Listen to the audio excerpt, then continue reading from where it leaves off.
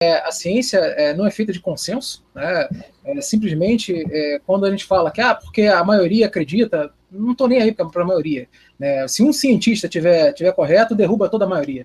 Então, a ciência ela não é dogmática, ela tem que ser realmente debatida, tem que ter, realmente o que o senhor falou é perfeito, colocar as duas teorias no campo para discussão, ver o que tem, quais são as coisas totalmente opostas entre elas, e tem coisas que até realmente convergem, não tem o que discutir.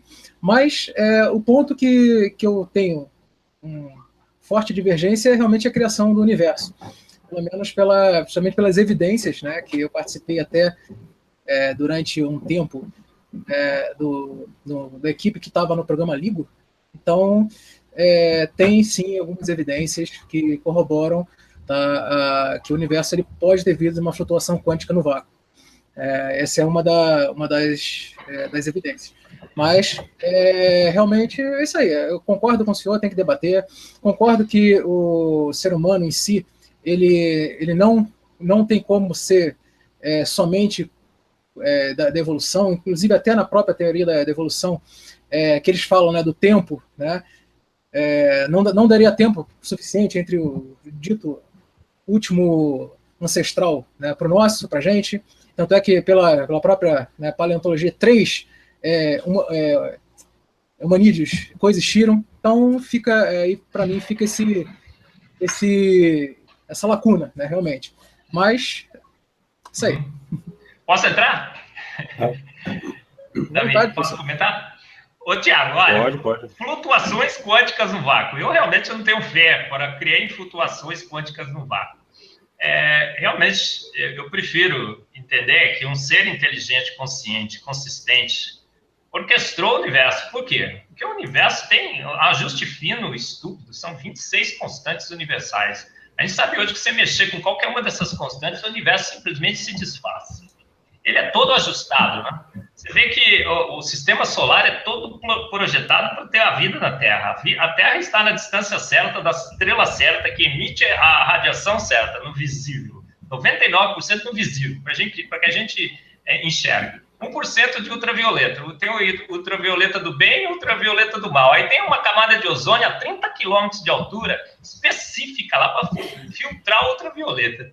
Aí você vê na atmosfera nitrogênio e oxigênio, 3:1, perfeito para que tenha vida nesse planeta. Aí o nitrogênio é essencial para as proteínas. Aí você vê, a Lua causa a inclinação certa de 23 graus certinhos. A água tem 68 propriedades físico-químicas, Thiago. Ela contraria leis da química. O seu sólido é menos denso do que seu líquido. Por quê? Para que possa favorecer a vida nesse planeta. Tem o efeito capilar, tem N efeitos, são 68 efeitos específicos da água, e a água é o líquido da vida. Tem o carbono, Thiago, que a gente sabe pela ressonância de Rayleigh que ele não deveria ter sido formado, mas a energia do estado excitado do carbono, né, permitiu que ele fosse sintetizado e que, a partir deles, os elementos pesados fossem formados. Então, é um conjunto absurdo, eu poderia falar a noite toda, né, de condições extremamente bem ajustadas, que indicam o quê? Que um ser extremamente inteligente planejou tudo para que tenha vida nesse planeta Terra. Eu prefiro optar por essa causa inteligente, porque todas as evidências vão a favor dela. E jamais acreditaria que uma flutuação quântica no vácuo criou tudo isso. Para mim, isso não faz o menor sentido, seria ter fé em alguma coisa. Eu sempre brinco nas minhas palestras, viu, Thiago? É o nada. O que é uma flutuação quântica no vácuo? É o nada que pega o nada para nada, do nada faz o tudo. E faz tudo isso do jeito que a gente vê. Eu acho que é uma hipótese realmente muito pouco provável. Por isso que a gente fala que tudo no universo conspira a favor de uma mente inteligente. É a melhor hipótese, é a hipótese mais racional. Por isso que a gente, no design inteligente, abandona as flutuações quânticas no vácuo e fica com uma mente inteligente. Bom, professor, perfeito. Deixa eu comentar uma coisinha antes, que o senhor falou de camada de ozônio. Não existe esse negócio de camada de ozônio. Tiago, tá? Você cria flutuações quânticas no vácuo que te formou, cara? Eu não tenho essa fé, Tiago, não tenho. Não, mas não é fé, professor. É uma coisa que a ciência é bom nisso, é que a gente não precisa ter fé nela, né? De contra-evidência. Né? E, inclusive, né, o próprio LHC, né, lá do Grande Colisão de Hadron, ele já, né, teve, né, essa parte de pesquisa. Vou falar um pouco, né, sobre justamente, né, de onde veio isso.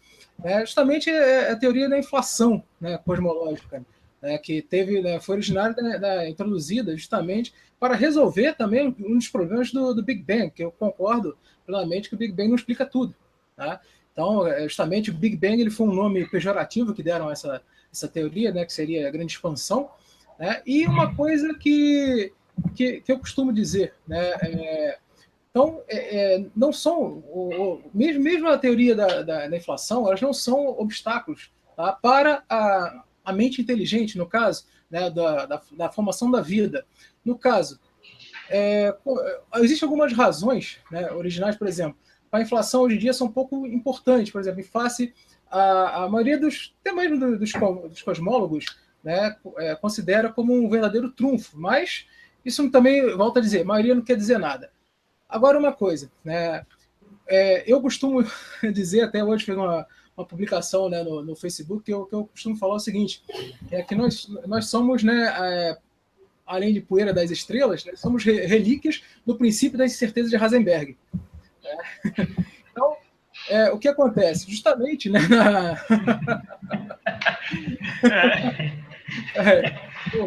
justamente, né, na descrição moderna, né, da física, né, no mundo atômico e tal, é possível se medir essas probabilidades. Né? Então, não é porque que falta a informação a respeito do sistema, é porque a natureza realmente ela é intrínseca probabilística. Então, você tem, né, no caso do princípio da incerteza, ele tem encapsula esse resultado, né, dizendo que, por exemplo, ao medir, né, uma partícula, o produto das incertezas delas, né, de posição, momento, né, não pode ser menor que a constante de Planck. Né?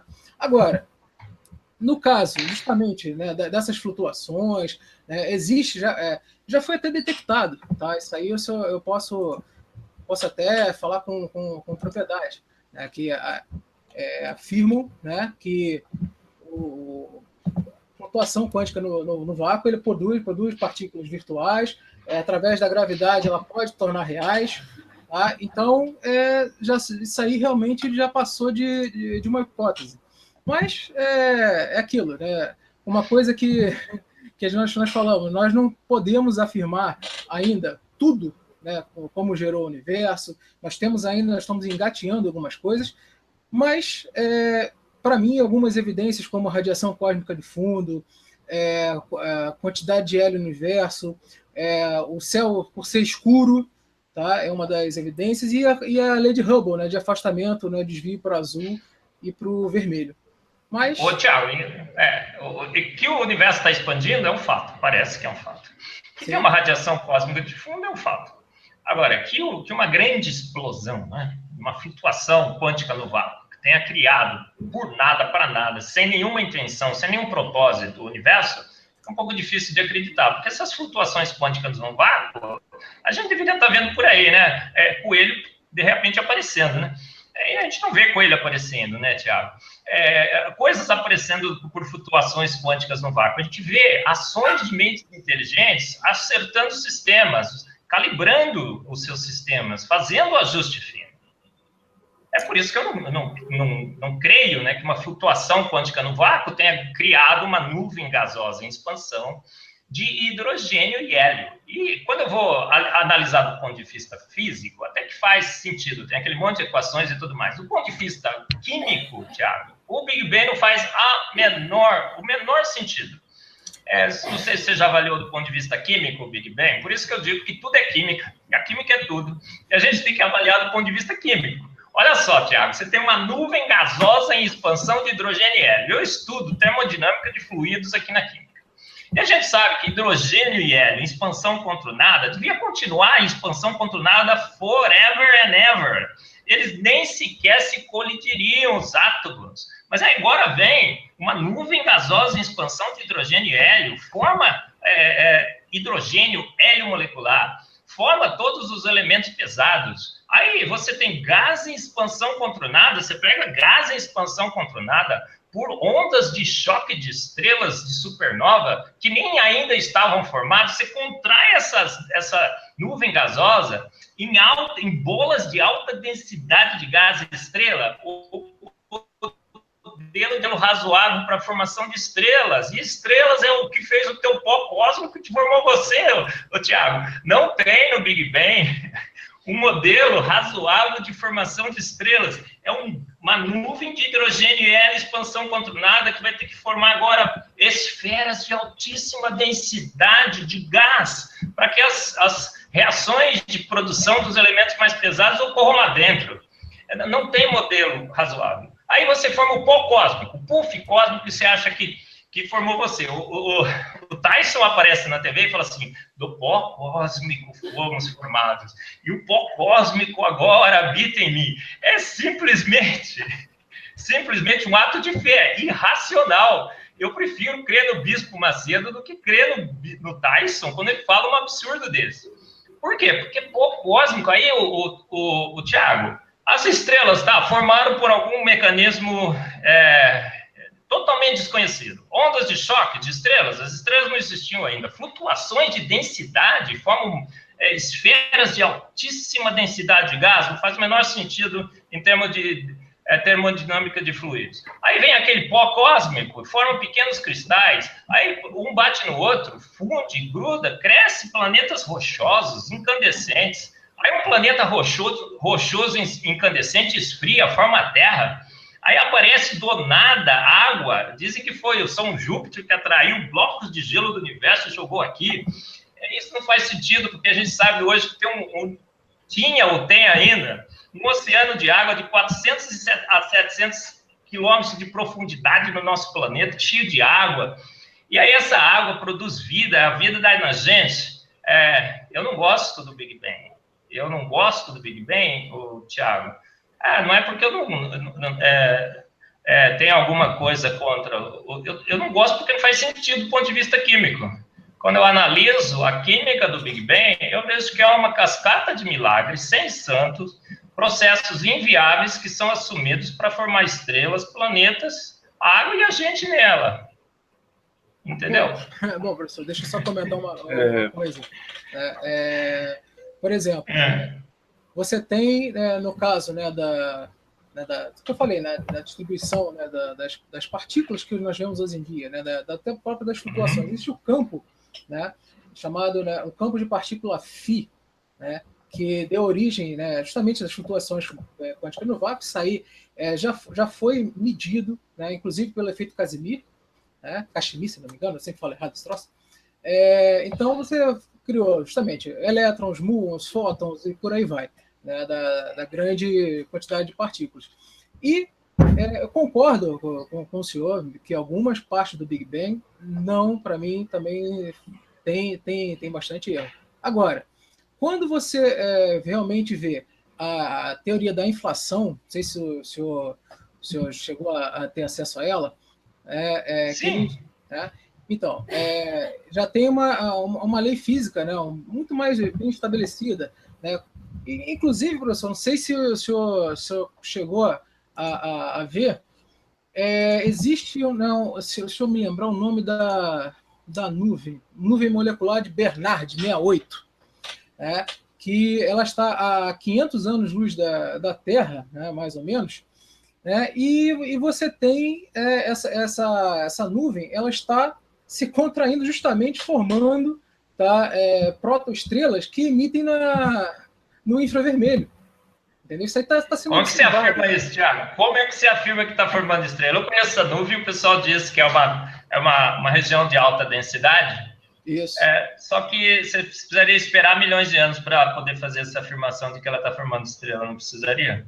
É uma pressuposição de que ela está formando estrela. Ninguém tem a menor evidência que uma estrela vai formar ali. Então, mas o que acontece? Essas observações, dessas matérias, no caso interestelares, elas provavelmente, quando uma nuvem de gás se torna gravitacionalmente instável, ela possivelmente tem a passagem dessa onda de choque causada justamente nas proximidades, no caso que você falou, numa supernova. É possível. Tá? Tiago, são bilhões, são 100 bilhões de galáxias e 100 bilhões de estrelas em cada uma dessas galáxias. Cada estrela tem um tamanho, tem uma cor, tem uma definição. Sim, sim.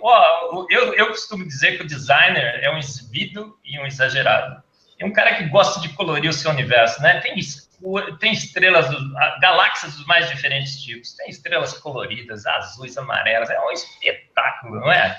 E tem estrelas até que a gente não consegue ver, professor. E aí, se imaginar que uma flutuação quântica no vácuo forma uma nuvem gasosa em expansão e que flutuações de densidade formaram 100 bilhões de galáxias com 100 bilhões de estrelas, todas coloridas, todas... E aí, numa dessas galáxias, um sistema solar extremamente bem ajustado, funcionando como um relógio, tudo conspirando para que tenha vida no planeta Terra. Você já avaliou o sistema solar, né, Tiago? A estrela certa, com o diâmetro certo, com a idade certa, emitindo na radiação certa. São os planetas certos que nos protegem. A gente tem uma lua, Tiago, que tem aparente do nosso planeta o mesmo diâmetro que o Sol. Aí teve um espetáculo outro dia lá nos Estados Unidos, todo mundo olhou para o céu e falou, nossa, não foi? Ficaram admirados. Por quê? Porque o designer exibido e exagerado que eu acho que existe pelas evidências, bota a Lua na frente do Sol e cobre 100%. Depois de fazer a Lua, ajustar o ângulo de inclinação da Terra para que a gente tenha as 4 estações, para que tenha marés, para que a rotação da Terra seja 24 horas e aqueça e esfrie para dar 19 graus no nosso planeta, que é a temperatura que sustenta a vida. Ele pega a Lua e faz com que a Lua exerça N funções. De repente, põe a Lua na frente do Sol e cobre 100%. Eu prefiro achar, não é porque eu gosto, mas eu prefiro achar que todas essas evidências apontam para um planejador extremo. Professor? Desde o início. E eu jamais acharia que uma flutuação quântica no vácuo formou tudo isso. E que flutuações de densidade, colapso gravitacional, para você ter colapso gravitacional de uma nuvem de gás, você precisa ter altíssima densidade e gás dissipa, não concentra. O gás não junta, ele espalha. A gente sabe disso. A formação de estrelas, Tiago, estuda bem, você sabe disso. Não há nenhum modelo do Big Bang que explica estrelas. O Big Bang usa estrelas para formar estrelas. Usa flutuações de densidade contra as leis da termodinâmica de fluidos. Professor? Eu não tenho fé para não crer, não aceitar pelas evidências que alguém fez tudo isso. E que isso possa ter sido o produto do nada, pegando nada e do nada fazendo tudo isso. Não faz para mim nenhum sentido, viu, Tiago? Não faz. Não, tudo bem, professor. Mas agora é o seguinte, quando o gás esfria, ele há a formação das moléculas, aumenta a densidade. Né? E nós estamos falando, né, na hipótese do seguinte, que uma coisa que eu até brinco quando eu falo, né, que o universo ele não é sustentável, né, que somente 2% dessa nuvem forma estrelas. Então, existe uma quantidade imensa desse material, né, que quando a gravidade começa a agir. Bom, agora, no caso da Lua, professor, infelizmente eu gosto muito do eclipse, tá? Acho muito bonito, mas esse fenômeno tem data para acabar, né? Que a Lua se afasta justamente pelo efeito... Né? Tiago, do meu ponto de vista teológico e filosófico, a vida na Terra vai acabar antes, tá? Não, com certeza. Não, todas as evidências apontam para isso. Não, com certeza. Pode acabar, mas a gente não vai estar mais aqui para observar. Ô, Tiago, imagina o pó cósmico que você disse que formou você. Cara, olha só. Quais são as forças que agem da eletromagnetismo? São forças de dispersão de London, que a gente chama de forças de Van der Waals. São as forças de polo e são as ligações de hidrogênio. O pó cósmico das estrelas teria que ser compactado por uma dessas forças. Foram lá na Lua, fizeram um experimentozinho lá com pó, você sabe disso numa dessas viagens espaciais, e falaram, olha, agrupou umas moléculas de pó. por forças de Van der Waals, o Thiago. Foi ridículo, publicaram isso, dizendo que era uma evidência do modelo da acreção. Cara, o que é isso? Não existe isso. A gente sabe em química que as forças de Van der Waals, papel cósmico, são extremamente fracas. Jamais formariam pequenas rochas. Agora, os planetas rochosos, pelo modelo da acreção, foram formados assim, uma rocha colide com a outra. A energia cinética é transformada em energia térmica, funde a rocha, Thiago, e gruda. Mas hoje eu brinco, eu chamo de efeito super bonder. Assim, olha, eu me recuso como cientista a crer no modelo da acreção. Por quê? Porque eu passo vergonha com ele. Eu não daria uma aula nunca do modelo da acreção, Thiago. Pô, cara, imagina, duas pedras batem, fundem, grudam, e aquilo vai crescendo, crescendo, crescendo, até formar uma bola incandescente. Não existe mecanismo químico que explica isso. Não existe forças eletromagnéticas que fazem pó cósmico, puff cósmico, se transformar no planeta rochoso. Aí você vai no sistema solar, o planeta rochoso está perto do Sol. Aí você tem um planeta lá de gelo que está afastado do Sol. A acreção não funciona para o planeta de gelo afastado do Sol. Aí diz o seguinte, não, o planeta de gelo se formou perto do Sol e depois foi transportado para lá. Gente, perto do Sol, o planeta de gelo não se formaria. Cara, é um milagre atrás do outro, é uma solução ad hoc atrás da outra. É um malabarismo de teorias absurdo para tentar justificar o quê? Forças naturais tentando formar o universo da vida, tentando justificar, tentando sair fora do design inteligente. Por quê? Os cientistas não gostam do design inteligente. Não pode ser assim, gosto, a gente não tem gosto, né, Thiago? A gente tem, como cientistas, que se render às evidências. Doe a quem doer. Eu não gosto da teoria. Um dia, se me provarem que o Big Bang naturalista, sem uma causa inteligente, formou o universo, eu vou ter que dizer que formou. Mas nunca me fizeram isso, porque não faz sentido. Nem do ponto de vista físico, porque flutuações quânticas no vácuo, para mim, é nada. E se isso existisse, estaria coisas surgindo do nada na frente, nesse planeta também. Por que a gente não vê coisas surgindo do nada aí por flutuações quânticas no vácuo? Porque é um processo inviável.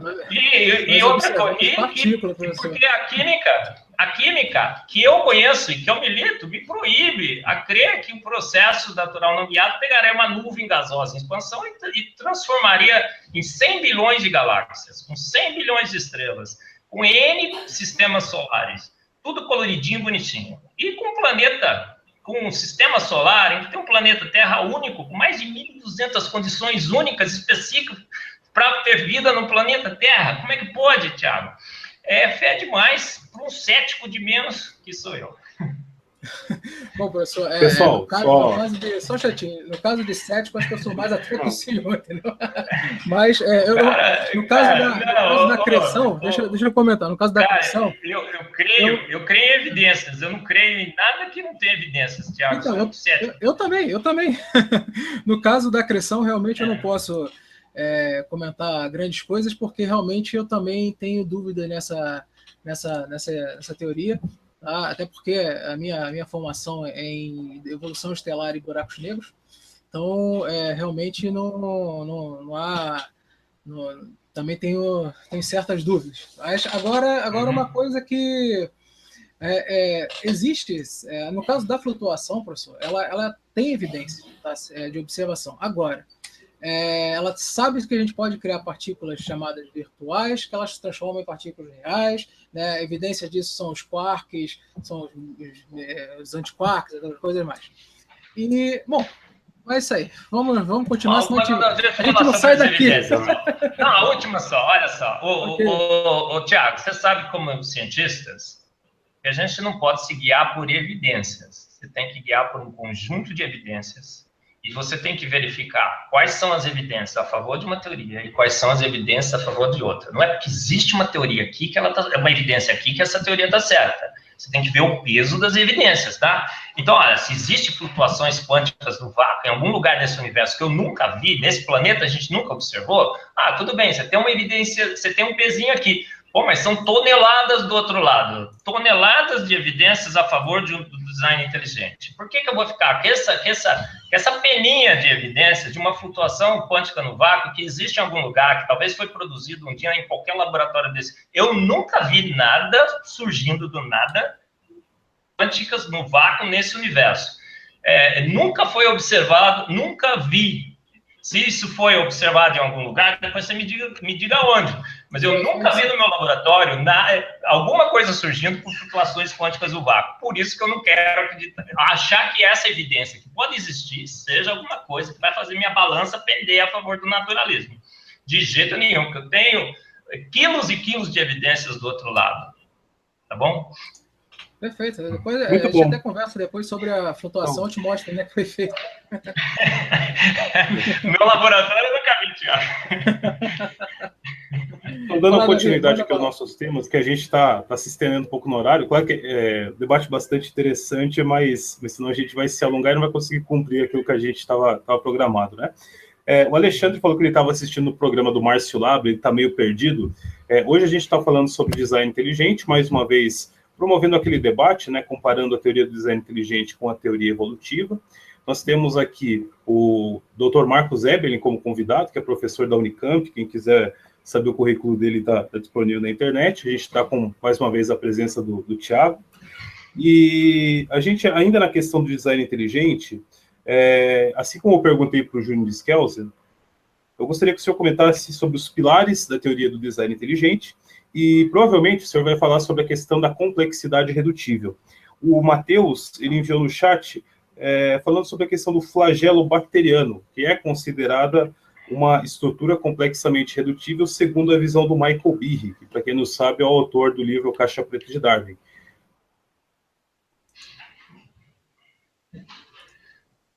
E a questão da complexidade redutível e do flagelo bacteriano. Sim, Davi. Olha, a teoria do design inteligente é uma teoria científica. Apesar da propaganda aí falar que não, que é religião e não sei o que mais, eu digo que não é só uma teoria científica, mas é uma teoria que faz uma ciência melhor que a ciência darwinista, naturalista, porque ela põe as duas teorias sobre a mesa, ela põe as duas causas, ela faz a ciência como a ciência deve ser feita. Professor, me desculpa, qualquer coisa é melhor do que a teoria naturalista do Darwin. Maravilha, então, uma coisa a gente concorda, né, Thiago? E outra, e a gente desenvolve metodologia científica, e a gente tem os 3 pilares principais, tem outros, tá? Mas tem os 3 pilares principais. O que a gente diz? Quais são as evidências que apontam uma mente inteligente? A vida é complexa, mas não é uma complexidade qualquer. Ela tem uma complexidade absurda, ela está lá em cima, é um Big Bang animado, até a vida é um Big Bang de complexidade. E é uma complexidade que você não pode reduzir, a vida é um tudo ou nada. Ou você tem ribossomos, ou você tem ATP sintase, ou você tem o DNA, ou você tem o RNA, ou você tem os transfers de RNA, você tem as enzimas, você tem todo o ciclo da vida funcionando, ou você não tem vida. Então não dá para reduzir, não dá para tirar as partes. Não é só a complexidade do flagelo, não é só a complexidade do DNA, não é só a complexidade da ATP sintase, não é só a complexidade do ribossomo, é toda uma cascata de máquinas e motores que tem que estar funcionando desde o início.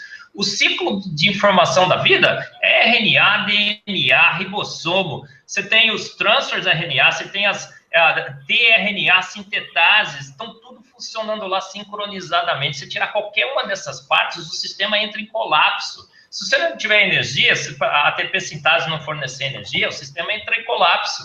O ribossomo para sintetizar as proteínas, se você não tiver a maquinaria que corrige os erros do DNA, a informação da vida está perdida. Então, é todo um sistema sincronizado de nanomáquinas e motores funcionando, que você tirar qualquer uma parte desse sistema, caput e vida, não tem vida. Então, a vida foi formada como? Pronta.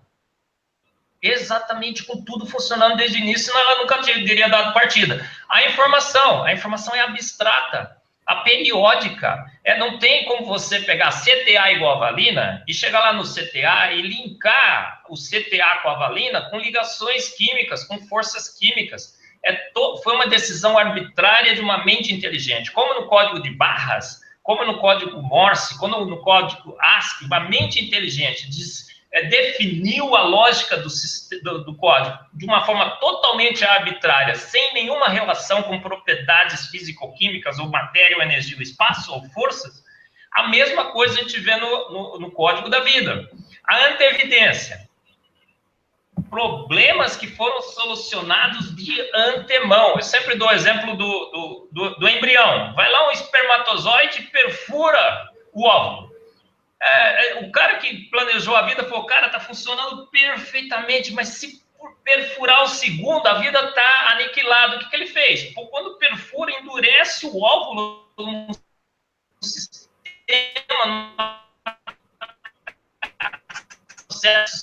o segundo espermatozoide não possa perfurar. Quem fez isso? O cara que sabia que ia dar pau se o segundo perfurasse. Se o segundo perfura, cresce um tumor. A primeira mulher que queria engravidar teria morrido com esse tumor. Complexidade irredutível, absurdo, um big só do flagelo bacteriano, mas de toda a maquinaria da vida que deveria estar lá desde o início. A informação estúpida, são vários códigos, é o melhor código de todos os códigos. Arbitrário, uma mente inteligente definiu o código. E a evidência, problemas e mais problemas que foram solucionados de antemão. Todos apontando para uma mente inteligente, todos refutando a possibilidade de que processos naturais não guiados, darwinianos, pudessem ter formado isso. Antevidência, a seleção natural não tem antevidência. Um código que não é relacionado com forças naturais, não poderiam ter formado. Uma vida que parte lá em cima, processos lentos, graduais e sucessivos, não poderiam ter pegado matéria inanimada e lenta, gradual e sucessivamente ter dado um salto gigantesco de informação, de complexidade. Pilares que, de um lado, fortalecem assim, tremendamente a hipótese do design inteligente e, por outro lado, refutam de uma forma definitiva. É praticamente definitivo. Não há chance. Vamos ficar 100 anos pesquisando. Cada vez mais a gente vai perceber que as evidências estão apontando para o design inteligente e que processos naturais não guiados jamais poderiam ter formado o universo e a vida. Tiago? Bom, na questão do universo, eu tenho essa divergência, né? Agora, professor, na questão da vida, realmente eu não sou realmente qualificado para discutir isso com total propriedade, até pela minha formação em física. Mas eu tenho uma teoria, né, que no caso não, uma hipótese, que pode até corroborar a sua. Porque eu já perdi várias noites pensando justamente sobre a origem, né? Por ser uma pessoa ligada a ciências, eu busco também a verdade como o senhor, como qualquer cientista que se preze, né? Então, é o seguinte, já percebe evidências até que o universo ele tem mais de 3 dimensões, tá? Provavelmente 5. Então, alguma coisa que esteja, né, alguém, ou um ser, no caso, esteja na 4ª dimensão, ele consegue interagir com a nossa, certo? Como a gente consegue interagir com a 2ª. Só ver qualquer...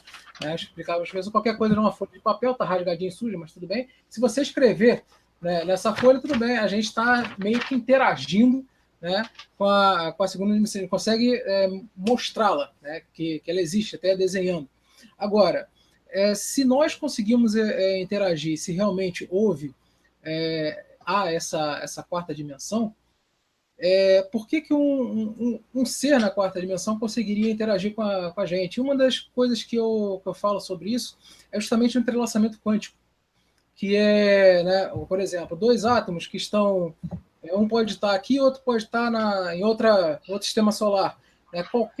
Qualquer mudança de estado quântico, um acontece com o outro.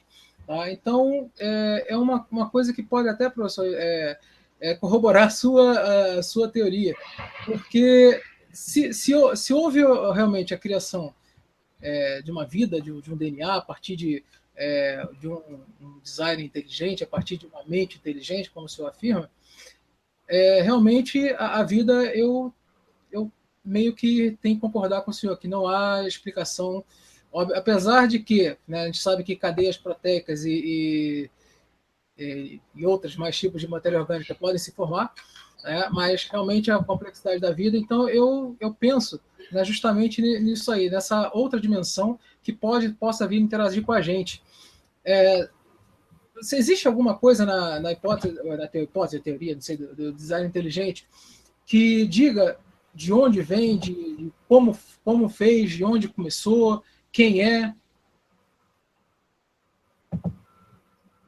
Não, Thiago, tá bom, a gente concorda em alguma coisa, ótimo, isso acho que isso é bom. A gente divergir também é bom. Mas veja só, você falou, mas apesar de proteínas poderem se formar, né? Talvez você tenha deixado uma dica aí, acredito na evolução química. Thiago, olha, se a evolução química não faz sentido, a evolução química é o absurdo dos absurdos, tá? Porque todos os cenários da evolução química contrariam leis químicas. Então, por exemplo, proteínas poderiam ser formadas? Jamais. Jamais um ambiente com aminoácido vai formar proteínas, viu, Thiago? Por quê? Porque as ligações têm ΔG positivo, elas não são espontâneas. Né? Tem várias ligações paralelas, reações paralelas, que são muito mais favorecidas do que a ligação peptídica. Então, o mundo da proteína, os químicos já sabem que é inviável. Aí você vai para o mundo do RNA, 3 vezes menos viável. Por que são 3 tipos de moléculas diferentes? Você tem a base nitrogenada, você tem açúcar e tem fosfato. A ligação com fosfato com os açúcares precisaria de milhões e milhões de anos sem enzimas. As enzimas não estão formadas ainda. Açúcar precisaria ligar na posição certa. Açúcar e base nitrogenada não se formam no mesmo frasco. Químicos orgânicos sabem disso. Então, o mundo do RNA é 3 vezes menos provável do que o mundo das proteínas, que já é improvável. Então, durma em paz. A sua percepção de que o design inteligente fez a vida está perfeita, e não tem apesares. Os apesares são inviáveis, viu, Thiago? No caso, né, que eu falei, né, desse universo, né, que tem várias dimensões, e se você ainda for, né, mergulhar mais ainda, né, existem, né, dimensões matemáticas até 24, mas aí a gente já entra no termo da especulação. Agora, foi o que eu falei. Evidências de uma quarta dimensão ainda nós não temos. Então, nós temos a parte matemática. Agora, com certeza, se existir essa parte de uma quarta dimensão, ela vai poder interagir conosco, que é onde eu procuro, né, até eu costumo dizer, eu não sou nem um pouco religioso, mas é onde eu procuro explicar a origem, né, de realmente se tem alguma coisa fora, né, se existe essa coisa dessa ligação, se é um ser superior, se é um ser inteligente, o que for. Agora, como eu disse sempre no início, eu nunca estou fechado para novas opiniões e novas evidências. Agora, realmente, ainda na questão do universo, a gente ainda tem essa... Mas eu quero que o senhor me passe mais dados sobre essa parte da química, realmente, que eu achei muito interessante e gostaria de conhecer mais. Eu escrevi no meu livro, viu, Thiago? Fomos Planejados, tem alguns capítulos lá sobre a química do universo. O livro estava até a semana passada na internet. Eu tirei agora porque a editora do Mackenzie está produzindo, a gente já está assinando o contrato, até o final do ano deve estar pronto, são 480 páginas, 380 figuras, e aí eu discuto bem lá. Quando ficar pronto, vou te mandar uma cópia do livro, tá bom? Muito obrigado, pessoal, aceitarei com muito prazer. Sobre o quarta dimensão, agora um pouco da minha... eu não sou religioso, tá? Eu, na realidade, não gosto de religiões. Eu gosto de seguir evidências. Eu creio em Deus? Não creio em Deus. Não creio em Deus. Deus, para mim, é óbvio demais, tá, Thiago? Seria uma irracionalidade eu não aceitar o fato de Deus existir. Se eu aceito que o elétron existe, eu não tenho como não aceitar que Deus existe. Mas eu não vejo Deus, não vejo elétron. Ninguém nunca viu. Você põe o dedo na tomada e dá choque? Evidências que Deus existe são muito mais fortes e numerosas do que o elétron. Então, eu não sou religioso, eu sou um homem que se rende, eu gosto de me classificar assim, tá? As evidências de que há um Deus. Então, eu digo que eu não gasto minha fé com Deus. Por quê? Porque ele é óbvio demais. E a quarta dimensão parece existir. Tem um livro que fala assim, né? Que no terceiro céu, né?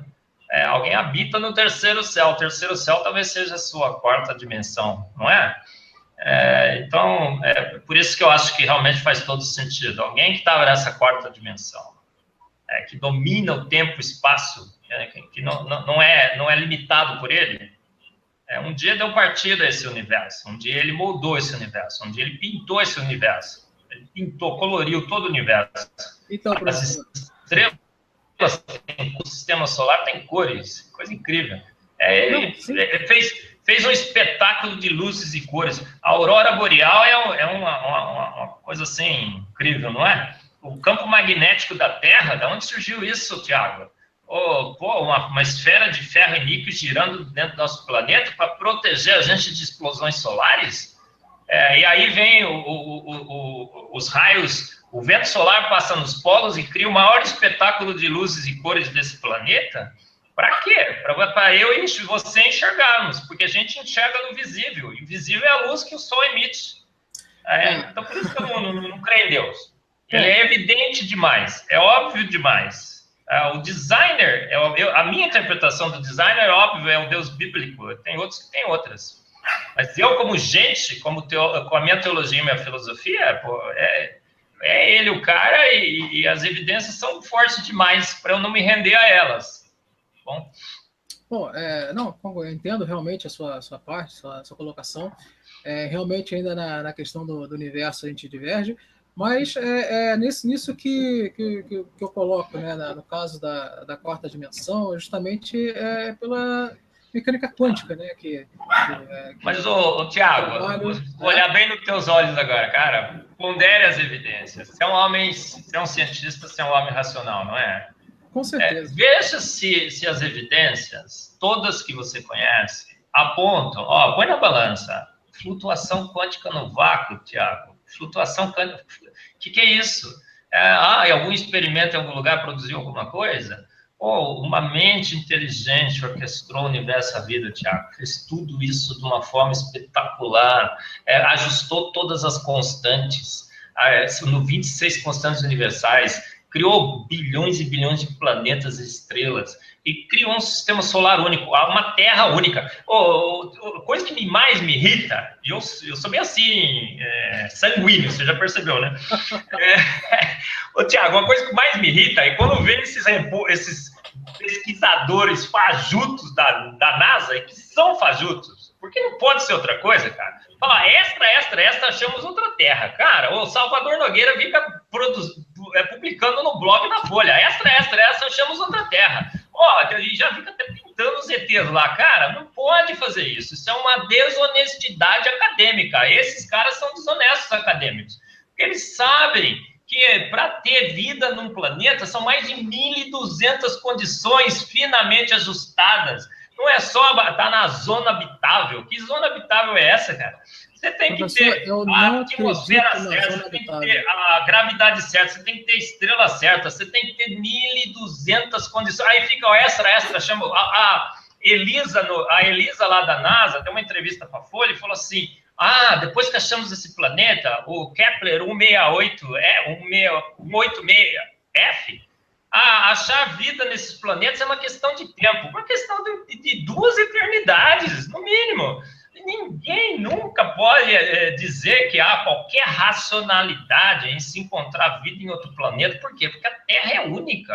As chances de ter um planeta com 1.200 condições para que tenha vida no planeta é zero. A gente sabe que é zero. E aí os caras ficam anunciando isso. Fé no irracional e ficam enganando o povo. Enganando o povo. Nos blogs, não pode fazer isso.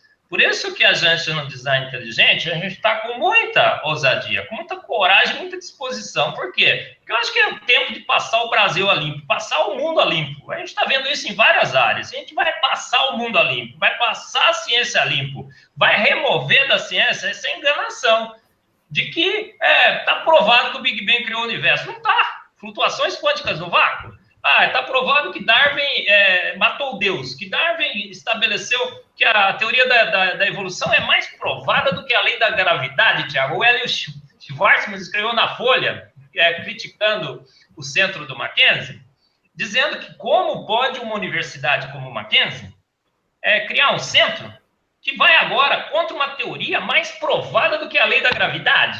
Pode.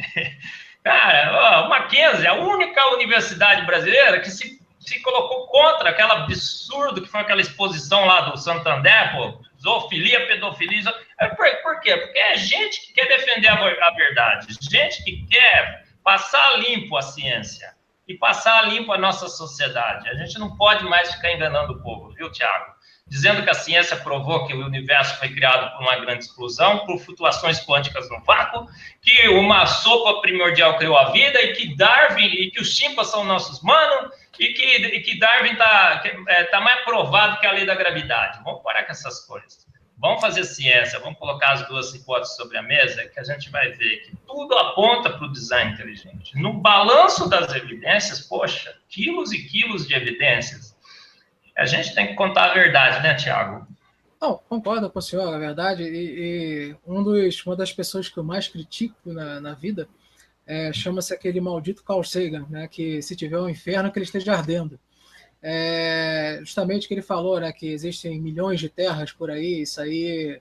Concordo que o planeta Terra, apesar de que, pela probabilidade matemática, pode sim existir, mas ela é muito próxima de zero. Tá? Ela é muito próxima de zero. Você não conhece o limite. Deixa eu falar um pouco.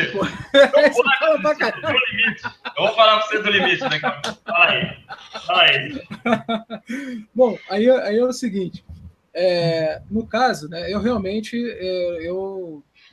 já entra no caso, né, de acreditar, né, que eu acho que não existe vida só na Terra. Pelo menos pode não ser uma vida inteligente ou não, mas eu acho que realmente vida só na Terra não existe. Até porque essa coisa de zona habitável, né, que o pessoal fala aí e tal, isso é a maior balela, que a Terra ela podia estar na posição de Marte, que ia ter vida, podia estar na posição de Vênus, que ia ter vida. O problema da diferença é que a atmosfera de um e a atmosfera de outro são... a Vênus é densa demais e Marte é densa de menos. Então, realmente, não tem como. Mas eu realmente, né, acredito que milhões e milhões de sistemas solares por aí, por que não? Ô, Tiago, tem um limite de Borel. Não sei se você conhece, mas é um limite estatístico que diz que todo processo, que a probabilidade é menor que 1 vezes 10 elevado a 50, o que acontece com esse processo? Ele nunca ocorrerá. E o que é provável é o processo oposto. Por quê? Porque há nesse universo recursos probabilísticos limitados. A gente pega todos os átomos e calcula o recurso probabilístico do universo. Borel já fez essa conta, Tiago. Tudo que tiver uma probabilidade menor que 1 vezes 10 elevado a 50, jamais ocorrerá. É o fenômeno contrário. Calcularam já a probabilidade de ter outra vida em outro planeta, então muito, muito menor que 1 vezes 10 elevado a 50. Ou seja, não é só impossível, é impossível vezes impossível vezes impossível, milhões e milhões de vezes impossível. E a gente está dizendo que ainda pode ser que isso aconteça? Não pode, Tiago. Pode ser que exista? Pode. Teria que contrariar todas as coisas que a gente conhece, todas as leis da física, da química e da probabilidade e da estatística. Você vai crer num negócio desse? Eu não. Eu tô fora. Qual é o espaço amostral dessa experiência? É o limite de Borel e os recursos probabilísticos do universo. O William Dembski explora muito isso nos livros do Design Inteligente, porque ele é um estatístico e tal. Eu mando para você, você vai ver. Não é aquela... A evolução sai com essa também, viu, Tiago? A coisa tem uma probabilidade mínima, mas dado milhões e milhões de anos, o improvável se torna provável, na realidade inevitável. Isso é uma grande falácia, Ô, Tiago, contar com a ignorância do povo. Eles esquecem que há um limite probabilístico nesse universo. E tudo que seja extremamente pouco provável nunca vai ocorrer. Por quê? Porque não há tempo suficiente, não há matéria suficiente, não há evento suficiente para tornar aquilo provável. Estuda isso, você vai ver. tem um limite. Eu fico brincando, ó, tudo é provável? Então, qual é a probabilidade de você saltar e chegar na Lua? Nenhuma, zero. Você fica saltando bilhões de anos, você nunca vai chegar na Lua. É a mesma coisa que eles estão tentando imaginar um salto na Lua, dando milhões e milhões de anos. Você dá 500 milhões de anos de salto, você um dia chegar na Lua? Não. Por quê? Porque é improvável. Não é improvável, é impossível. Então, a probabilidade de ter vida fora do planeta Terra já foi calculada, é zero. É zero. Já ter vida aqui já é um zero. E ter outro, então, muito menos ainda. A probabilidade de eventos poucos prováveis ocorrerem tem um limite. É o limite de Borel. É um matemático que fez esse cálculo. Então, a gente não pode sair com essa, né, de que é pouco provável, em milhões e milhões de anos vai tornar inevitável. Isso é uma falácia, tá bom? Bom, dando continuidade aqui, porque a gente está com... a gente está com o tempo apertado, então eu vou dar uma acelerada aqui. Está saindo fora do ar. Fala aí, Davi. Do canal Inteligentista, ele está aqui participando no chat, ele fala: Terra é jovem, Marcos, fale do carbono 14, tecidos moles, geologia catastrófica, Eva mitocondrial, etc. Maravilhoso. É por isso que eu falei que tem milhares e milhares de evidências, algumas evidências muito boas. A Eva mitocondrial. A gente tem um DNA mitocondrial, na nossa mitocôndria, que a gente só ganha da nossa mãe. Aí fizeram um estudo, saiu na Nature ou na Science, uma pessoa fez, foi traçando, chegou à conclusão que há aproximadamente 7 mil anos atrás, uma única mulher deu origem a toda a raça humana. Aí os evolucionistas falaram assim, não, aí eles criticaram o trabalho, não sei o que, tudo mais, depois falaram assim, não, é porque assim, tinha um monte de mulher, todas as outras morreram, e só sobrou aquela e continuou. Para com isso, pô. Eu acho muito mais provável que uma única deu origem a todos do que todas as outras terem morrido e ficou só aquela. O cromossomo Y também, você faz o traço, começa, porque a gente só pega do pai, você faz o Adão Y, você também chega no homem há 7 mil anos atrás, um único homem, todos os homens morreram, só sobrou Adão, para. Então, é uma evidência que eu acho muito boa, de que a gente, há 7 mil anos atrás, surgiu de um único casal. Carbono 14. Carbono 14, olha, espectrometria de massa é a área que eu trabalho, eu acho que eu posso falar um pouco. Eu assisti uma palestra lá na Suíça, de um grande especialista de carbono 14, cara, ele mostrou os dados, 10 a menos 12 do sinal original. Você tem que assumir que raios cósmicos e o ciclo do CO2 do planeta sempre foram exatamente do jeito. Raios cósmicos, qualquer alteração na nossa atmosfera mexeu com a incidência de raios cósmicos. Assim, é uma técnica que tudo parece que está funcionando. Quem trabalha crê assim, absolutamente que aquilo funciona, mas quem está olhando de fora vê que aquilo não funciona. Até uns 1.000, 2.000 anos talvez eu aceite, mas daí para frente não dá para aceitar mais. Ela é muito baseada em vários pressupostos que podem não ser certo. O que mais que o Douglas falou? DNA mitocondrial, carbono 14, o fóssil. Cara, encontraram a Mary Schweitzer, é uma cientista nos Estados Unidos, achou um osso de T-Rex, não cabia no helicóptero, parece que foi o helicóptero que eles queriam, cortaram, tinha tecido mole, tinha colágeno, tinha sangue. Outro dia encontraram um dinossauro de 270 milhões de anos com tecido mole, com colágeno, fizeram o DNA do dinossauro. Foi o ferro que preservou. Preservante poderoso, hein, gente? Para com isso. Pensa em 270 milhões de anos, sangue, proteína e colágeno resistiram no fóssil. O osso cheirava mal. Aí, enterra o osso. Você tem a incidência de raios cósmicos no nosso solo. Os raios cósmicos deveriam ter destruído as proteínas em poucos milhões de anos. Aí acharam outro dia um bicho com o olho intacto, com as proteínas, toda a estrutura, com 550 milhões de anos. Gente, tem alguma coisa muito errada que não está certo nessas datações, cara. Não pode, proteína não pode sobreviver 550 milhões de anos. Osso T-Rex não pode cheirar mal, não pode ter sangue, não pode ter colágeno. Se isso foi extinto há 270 milhões de anos atrás, como um dinossauro acharam com 270 milhões de anos atrás. O que eu tenho que concluir? O dinossauro foi extinto há poucos anos atrás, há milhares, dezenas de milhares, eu não sei, mas milhões e milhões não foram. Não foram. Concordo plenamente com o senhor. Isso aí, essa idade realmente do dinossauro e tal, para mim está muito, muito controversa. Mas. Nossa, Tiago! Vão te crucificar por isso, hein? Que eu apanho por causa dos dinossauros, rapaz. Legal, vamos apanhar junto, então, alguma coisa. Não, mas professor, olha só, foi o que eu falei. Eu procuro a verdade, eu procuro evidência. Isso aí realmente. Maravilha. Não é uma idiotice. Entendeu? Ô, Tiago, podem falar o que for. Hoje eu postei um negócio de dinossauro no meu Face, entrou um monte dos meninos e meninas de Darwin, que eu chamo, e denegriram a minha imagem lá. Porque a única coisa que eles sabem fazer é em relação aos dinossauros. Eles só podem me xingar, me falar que eu sou um pseudocientista, que eu não sou isso, que sou aquilo e tudo mais. Mas eu pus uma série de evidências lá que ninguém falou absolutamente nada das evidências. O Tiago só denegriram a minha pessoa. O que isso mostra? Pode falar mal de mim. Ninguém chuta cachorro morto. Eu acho que as evidências a favor de uma terra jovem, de que os dinossauros estavam habitando nesse planeta. O monstro do Lago Ness. Eu brinco muito com isso. Eu sei que é uma fé irracional. Mas, cara, imagina, um dia vão achar um dinossauro lá e eu quero ver. O selacanto.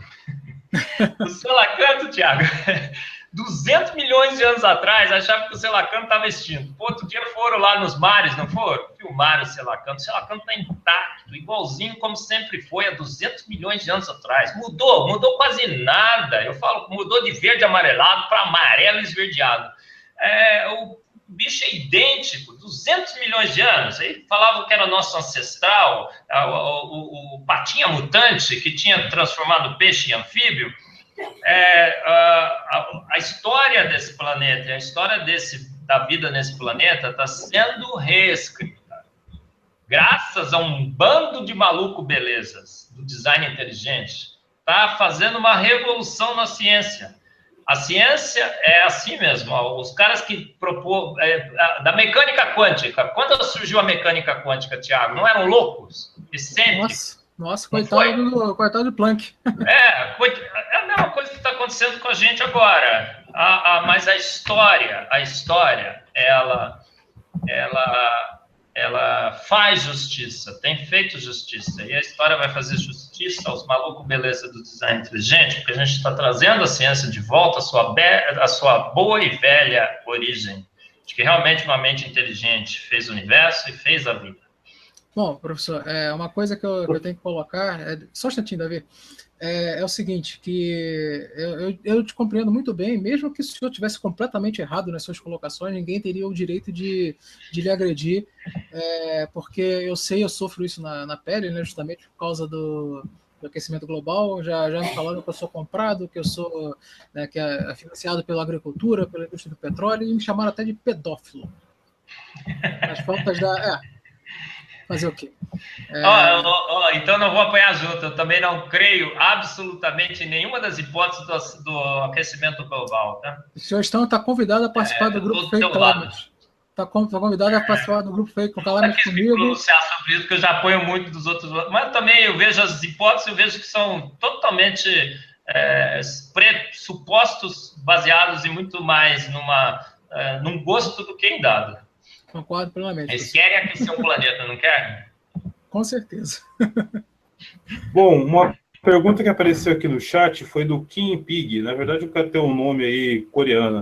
Ele pergunta sobre os homens gigantes da Bíblia. Dr. Marcos, qual que é a sua visão a respeito? Eles existiram de verdade? Olha, podem ter existido, mas a gente não tem muita evidência científica para isso. Então, como eu estou falando como cientista, não gostaria de discutir muito isso, tá? A Bíblia relata gigantes. Os animais eram muito maiores antes, tá? A libélula tinha 1 metro. Com certeza. Os elefantes eram muito maiores, os jacarés eram muito maiores, um monte de coisa era muito maior. Agora, por que eu não vou acreditar, não vou entender que possam existir seres humanos que também foram muito maiores? Agora, existem evidências hoje, eu tenho um registro fóssil de um gigantão lá, como às vezes eles põem no Face, parece que aquilo lá é tudo fake. Então, a ciência, ela não tem muito a que dizer, tá? A única coisa que eu posso dizer é isso. Parece que toda a vida nesse planeta está diminuindo de tamanho. A libélula está ficando menor, os bichos estão ficando menores, os dinossauros ficaram menores, né? Que ainda tem o dragão lá de Komodo, que é um dinossauro menor. E por que um homem não poderia ser muito maior antes? Não vejo como refutar, não vejo como provar, mas não vejo como refutar o relato de que existiam homens muito maiores do que a gente antes. Os neandertais eram muito maiores que a gente, tá? Eles tinham um cérebro maior, eram mais alto, era mais bonito, era mais inteligente, e as ferramentas do neandertal eram melhores do que as dos humanos. Eles eram mais humanos que a gente. Concordo. Professor, falam que justamente os animais e as plantas justamente eram maiores por causa da concentração de oxigênio e CO2, né, soltado das plantas. Agora, se isso é evidência mesmo, somente... Encontraram mas chama aquele... esqueci o nome agora, com umas bolhas de ar dentro. Aquele material resinoso. Tá. É o âmbar. Âmbar. Encontraram âmbar, Tiago, com bolhas de ar dentro. Analisaram com espectrometria de massas, que é a técnica que eu trabalho, tem vários espectrômetros aqui no laboratório. E viram que tinha 50% mais oxigênio naquela bolha do que tem hoje. Parece que a nossa atmosfera sofreu uma grande catástrofe e a concentração de oxigênio diminuiu. A libélula diminuiu provavelmente por causa disso, né, Tiago? A libélula é um ser que consome uma quantidade imensa de oxigênio para poder voar. Como a quantidade de oxigênio diminuiu, ela teve que diminuir de tamanho, senão ela não sobreviveria. Com certeza. Também, isso aí eu concordo plenamente com o senhor. Muito bom. Então, para concluir, Dr. Marcos, design inteligente deve ser assunto escolar? Olha, Davi, eu acho que por enquanto não. Por que não? Primeiro que a gente não tem gente capacitada para ensinar o design inteligente. Segundo, porque o design inteligente não foi aceito ainda pela academia como uma teoria que possa fazer frente à evolução. Então, eu, como acadêmico e exército da Sociedade Brasileira do Design Inteligente, acho que a gente tem que seguir, obedecer o que a academia determina. Eu acho que é assim, não aceitaram ainda, não vamos impor. Não temos professor e não aceitaram ainda. Agora, a sala de aula é o monopólio do conhecimento hoje? De jeito nenhum. O pessoal conhece o design inteligente por várias e outras formas. Então, a gente tem como divulgar o design inteligente fora da sala de aula. Agora, na sala de aula, o que a gente tem que fazer? A gente tem que ser honesto. Não pode dizer que a gravidade, a evolução é mais provada do que a lei da gravidade. Não pode dizer que a evolução já é uma teoria consolidada. Não é. Inclusive, teve um congresso na Royal Society of Chemistry, no ano passado, em Londres, em que um grupo de quase 300 darwinistas se reuniram lá, para quê? Para tentar encontrar uma nova teoria da evolução, porque perceberam que o darwinismo faliu, e eles queriam uma nova teoria, que seria muito mais lamarquista do que darwinista. Ficaram lá 3 dias, o pessoal do design inteligente foi todo lá, eu ia também, não consegui chegar. E no final eles concluíram o quê? Cara, não dá para encontrar uma nova teoria. A evolução ainda darwinista não tem evidência. O que a gente tem que fazer? Continuar procurando evidências com a teoria darwinista que a gente tem. Eles já sabem que faliu. Que 150 anos não conseguiram evidências suficientes. O que a gente tem que fazer então na sala de aula? Tem essa teoria aí, mas tem N problemas. A gente está cada vez percebendo que se acumula mais. E aí dá para o professor ser honesto e falar assim, e tem uma teoria concorrente aí, tá? Teoria do design inteligente. A gente não pode falar ainda aqui, mas está ganhando o mundo. Tem sociedades pelo mundo inteiro, tem congressos pelo mundo inteiro. E cada vez mais gente se rende às evidências e aceita a teoria do design inteligente. Vai na internet, vai na terça-feira, como é que chama mesmo o programa que a gente está fazendo? Vai nos blogs por aí, terça-feira da ciência, assiste lá o debate que o Marcos fez com o Tiago, assiste lá o debate que o Marcos fez lá na Jovem Pan, vê os vídeos no YouTube, vê o TDI Brasil e vai lá no Mackenzie, que agora é a primeira universidade no mundo a ter um centro que que debate a evolução contra o design inteligente, que foi o Mackenzie, pioneira no mundo. A história vai honrar a Universidade Mackenzie por isso.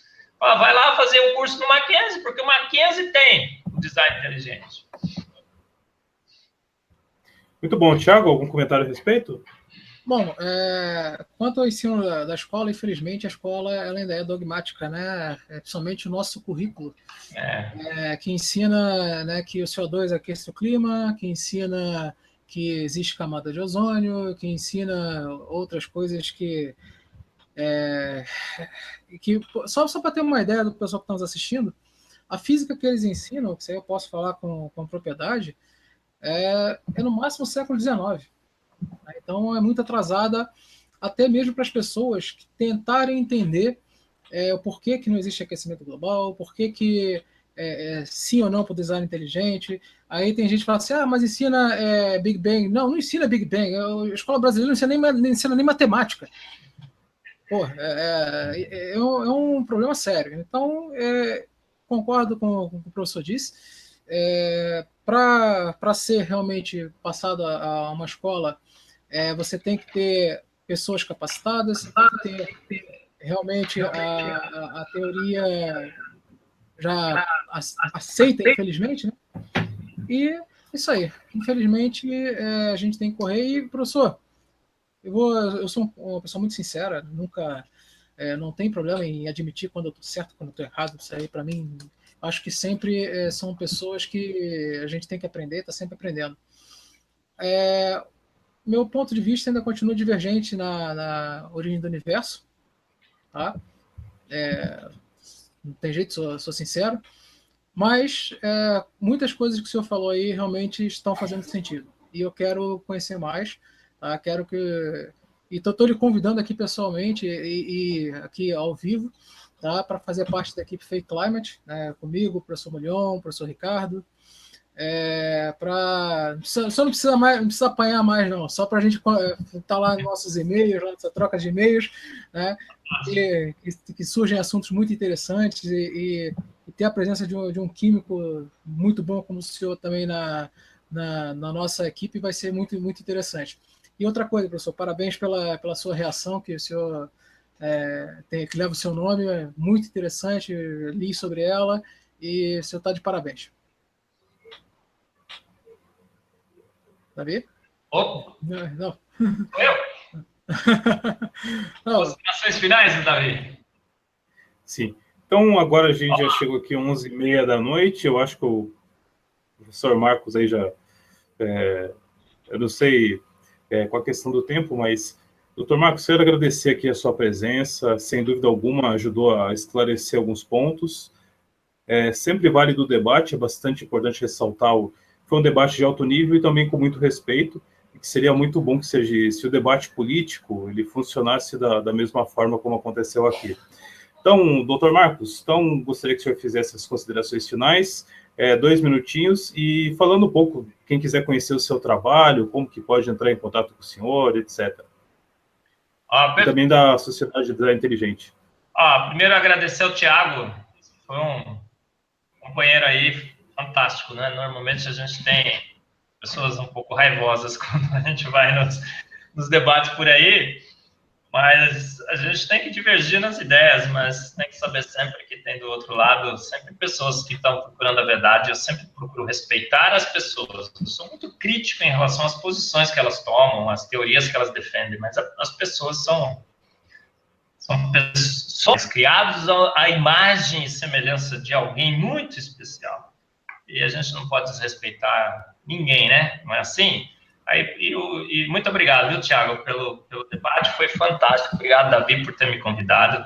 Obrigado pela oportunidade de expor a verdade, que eu acredito que baseado nas evidências. O design inteligente é uma ciência que busca seguir os dados. E acho que foi isso que eu quis apresentar aqui para vocês.